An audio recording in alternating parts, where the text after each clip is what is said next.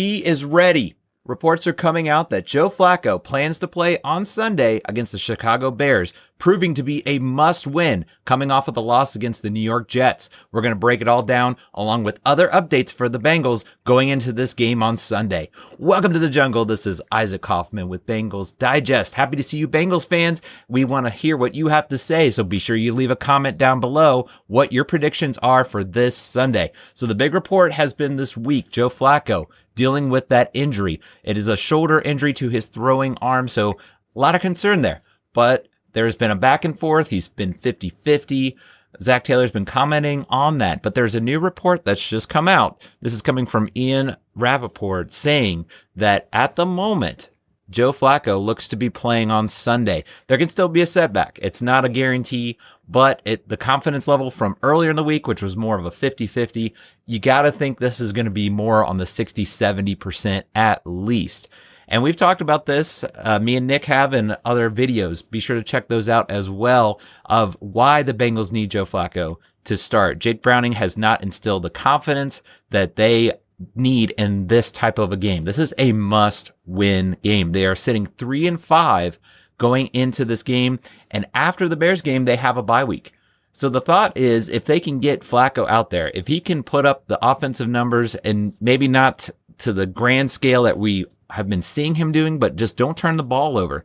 Just be that conductor of the offense that is getting them humming, that is getting them back to where they really should be when they were struggling with Jake Browning. Look at his stats. He is hovering at that 100 passer rating, still without a turnover.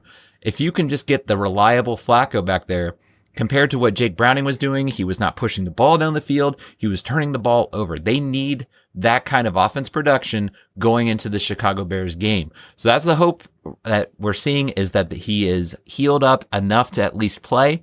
If he can get through this game healthy, now you have a bye week that you can rest up, and then you're going to be going into the Steelers game after that. I think that's when you got to mark on your calendars. Any division game, you got to mark on your calendars.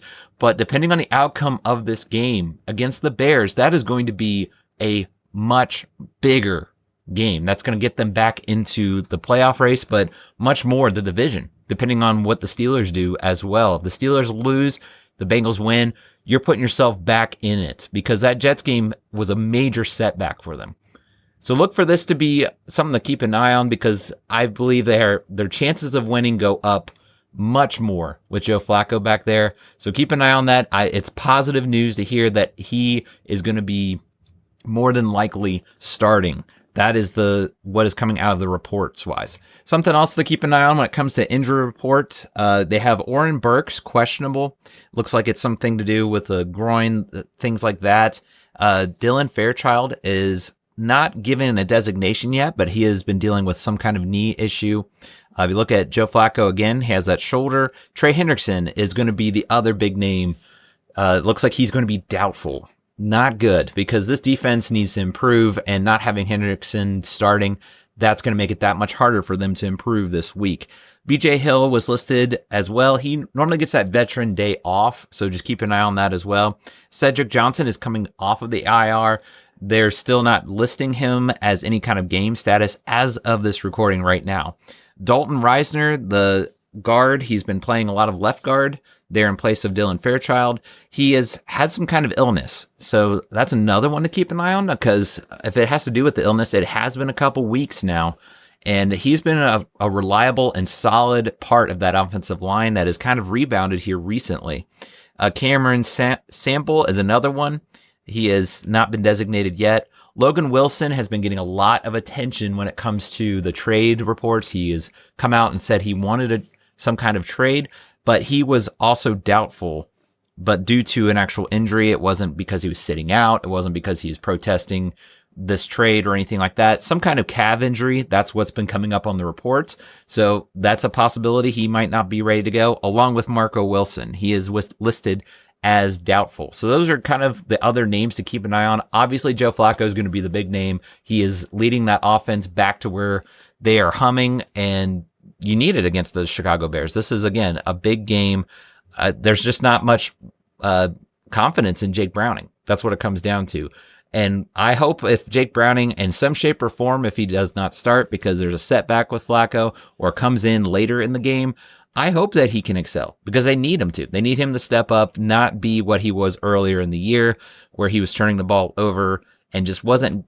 It just felt like his confidence, as much as he seems like a guy with confidence, it just seemed like it was gone after that. But looking back again, I want to bring this up because of how big this game really is.